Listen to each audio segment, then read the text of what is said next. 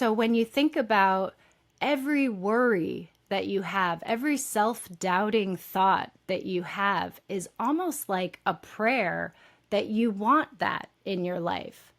So that's why it's so important that we learn to filter our own self-talk and offer ourselves patience and kindness and encouragement and compassion.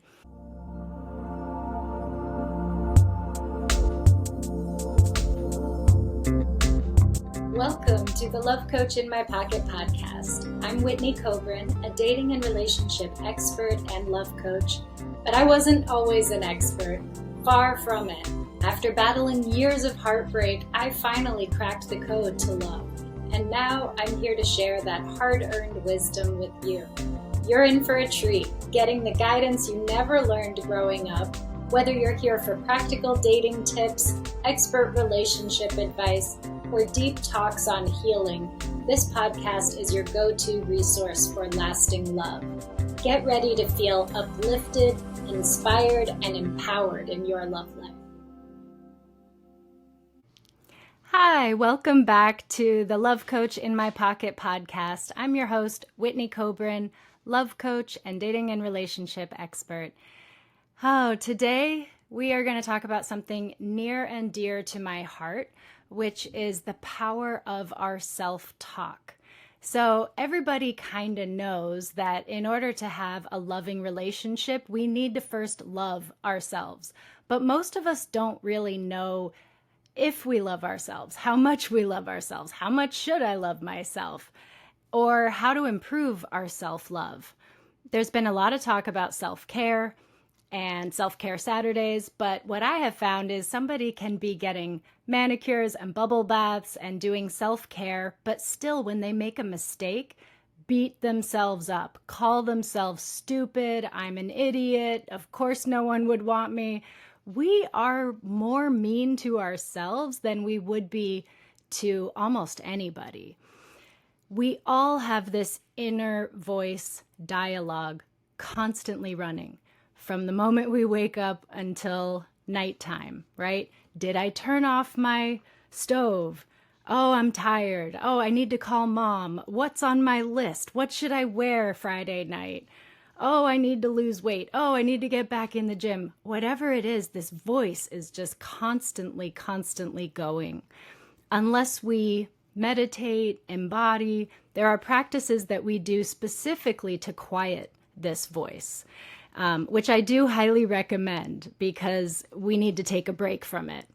But throughout our day, we're going to hear it. It's just going to be there. We can't deny it. But what's weird is that when we're talking to other people, we have a filter, right? We think about the consequences. We don't want to hurt someone maybe. Most of the time when we're talking to somebody, especially someone we care about, we have a filter. And there's certain things that we just won't say. But with yourself, often we don't have that filter. And we will say things like, I hate you, you're an idiot. I didn't even realize years ago when I started really paying attention to this inner dialogue, I realized I was actually saying I hate you when I was getting really upset and frustrated. And so that's just the first thing is I want you to notice your self-talk, especially when you're dealing with fear or anger or frustration or feeling guilty about something.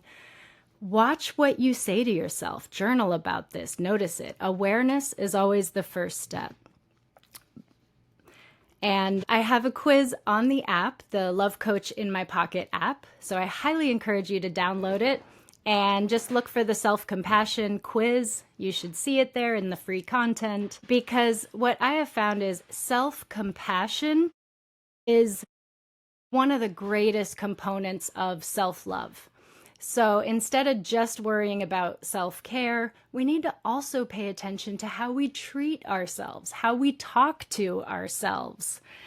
And we need to practice compassion. And compassion means having kindness, understanding, patience. Think about how you would talk to your best friend.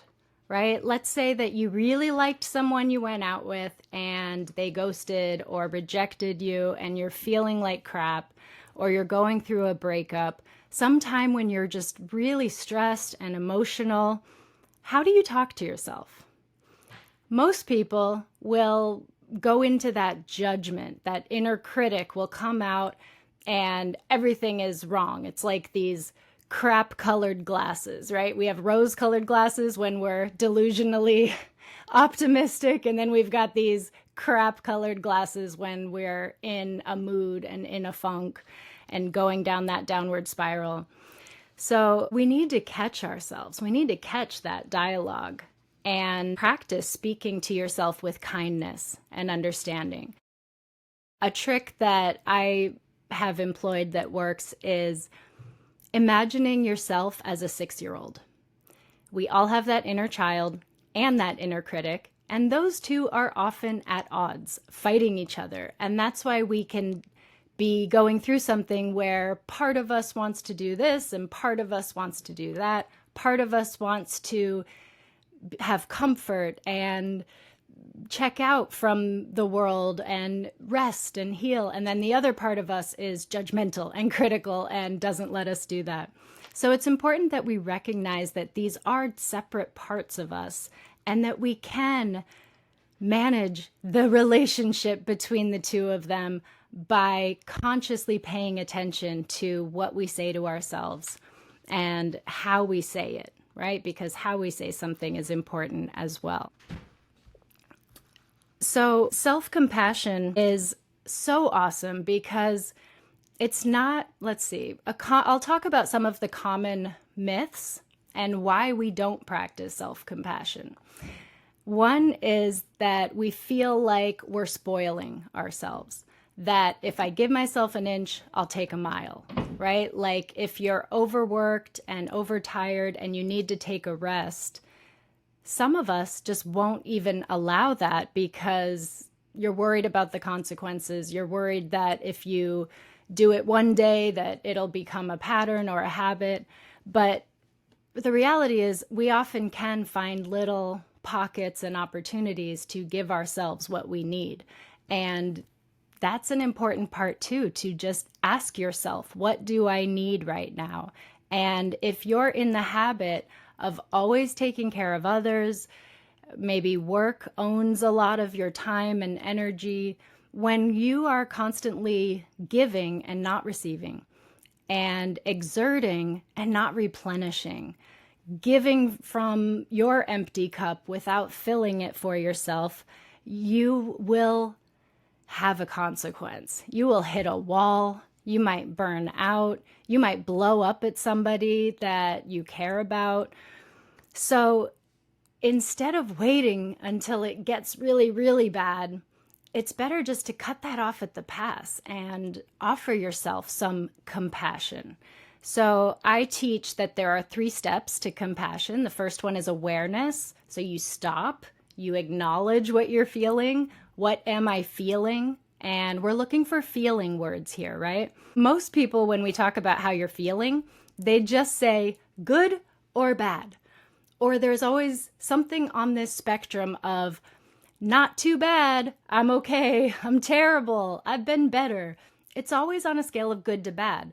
And that's fine if you are just making small talk with the grocery store cashier and saying, hi, how are you? I'm fine, how are you? But that's not really how you feel. We need to be able to identify our emotions.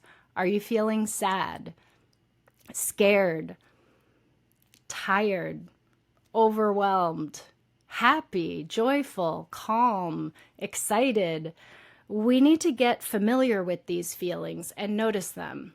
So the first step of self-compassion is awareness. What am I feeling? And then where do I feel it in my body, right? Because we usually do feel something like a tightness in our chest or a lump in the throat or a headache.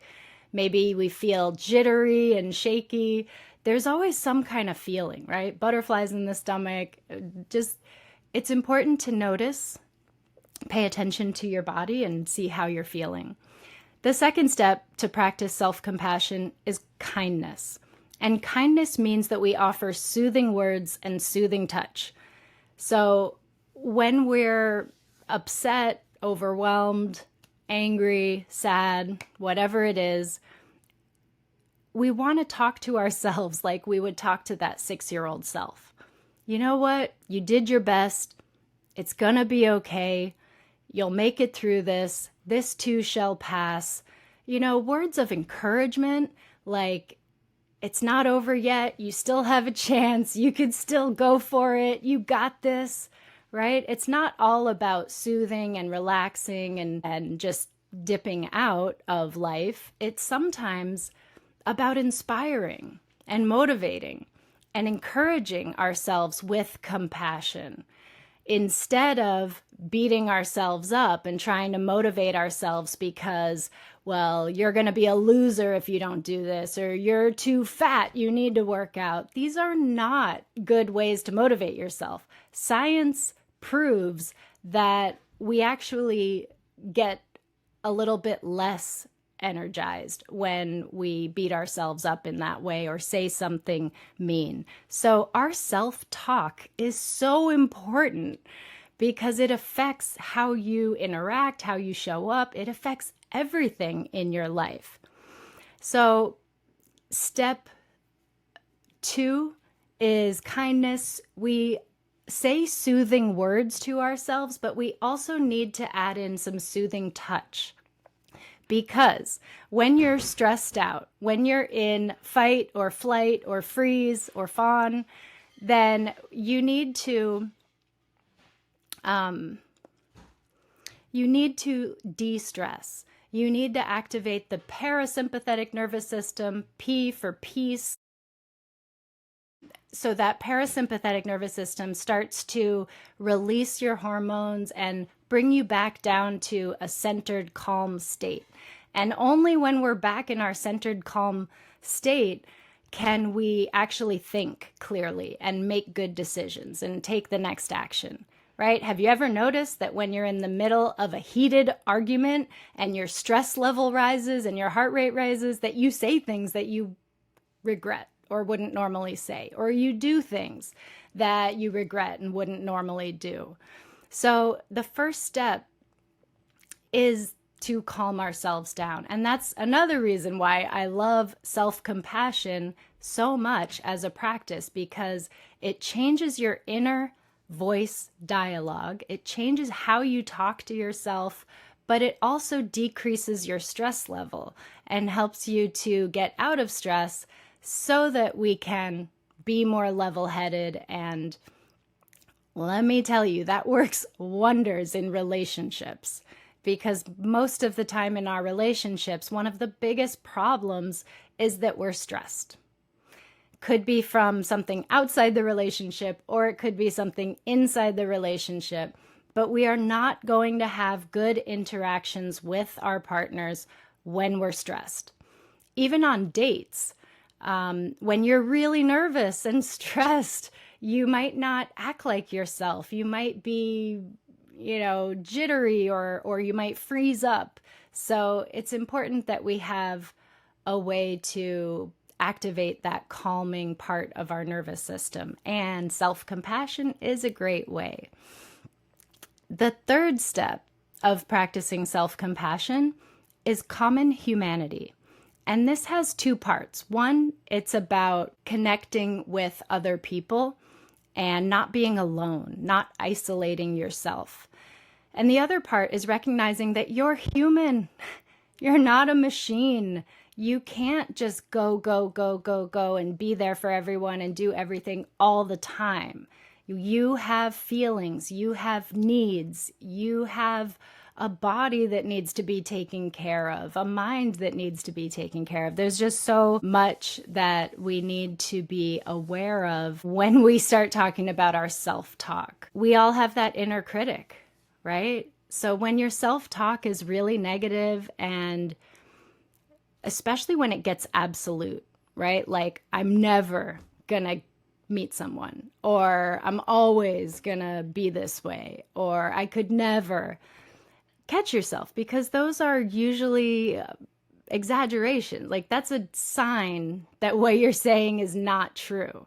So we want to catch ourselves when we're saying things that are not true to ourselves, because we will absorb that, right? And there's so much power in our words. Everything that we do and become starts from words, right? That's why they call it spelling, because we cast a spell with our words. So do you start your day with affirmations? I highly recommend it. Starting your day with affirmations, just reminders, things that you know you need to hear, like, I am capable, I am smart, I will accomplish my goals today, I will get closer to my love life goal today, I will interact positively with people, whatever it is. And I just want to say this about affirmations. You have to feel it also. If you just say the words and you're thinking to yourself, yeah, right, this is just not going to happen, this is not true, then it doesn't have the same level of effect. We want to actually feel those positive feelings when we're saying the affirmations to have more of an effect. And a lot of people pray. We have this inner dialogue where we talk to God. And I just want you to think about, what's the difference between when you are praying for something that you want versus when you are worrying about something you don't want. There's almost no difference, right? It's internal dialogue happening that maybe the divine are listening and can hear, but it's kind of the same thing. And so when you think about every worry that you have, every self-doubting thought that you have is almost like a prayer that you want that in your life. So that's why it's so important that we learn to filter our own self-talk and offer ourselves patience and kindness and encouragement and compassion, because you deserve it. You deserve it. You are a miracle to even be on this planet. You are worthy of good things, worthy of love. And if you don't feel that way, then I encourage you to talk to somebody, a professional, a coach, a therapist. You can reach out to me. This is what I help people with, is having a great relationship first with yourself. It's the most important relationship in your life, and it will set the tone for all the other relationships in your life. So let's pay attention to how you talk to yourself. Practice self-compassion so that you can feel like you are your own best supporter and cheerleader. Usually we're our own worst enemy, right? But really that's just that inner judge, that inner critic taking over. So if you have a strong inner critic, have you given it a name? Do you talk to it? Or do you just think that it's you? That might sound a little weird if you've never thought about this before, but since we do have many different parts to ourselves, like the inner child and the inner critic, and there's many more possibilities, it can be really helpful to give it a name, to give it a personality, to talk with it. Because when in your voice, your automatic knee-jerk reaction is to say, of course you felt that and lost that, or of course that person didn't choose you because you're fat and loser and this and, we all do it. We all do it, and it's not good. So we need to begin to change that and be that best friend to yourself. That's what self-love is. That's what loving yourself is knowing yourself inside and out, who you are, your different parts and aspects. And so knowing yourself and accepting yourself as you are, and offering that kindness and compassion, that is the best way to self-love. And I have a 30-day self-love course. So again, I highly recommend you go download my app, Love Coach in My Pocket, or visit my website, whitneycoburn.com, and check out the resources that are available for you, because you deserve love and you deserve happiness. And if you are not experiencing that right now, I think it's time for you to do something about it. All right, I hope this was valuable for you. Take care. Thanks for tuning in to another episode of Love Coach in My Pocket, where we talk about love, dating, relationships, healing, and all sorts of topics related to these. Don't forget also to download the Love Coach in My Pocket app from the App Store for tons of free resources to support you on your journey.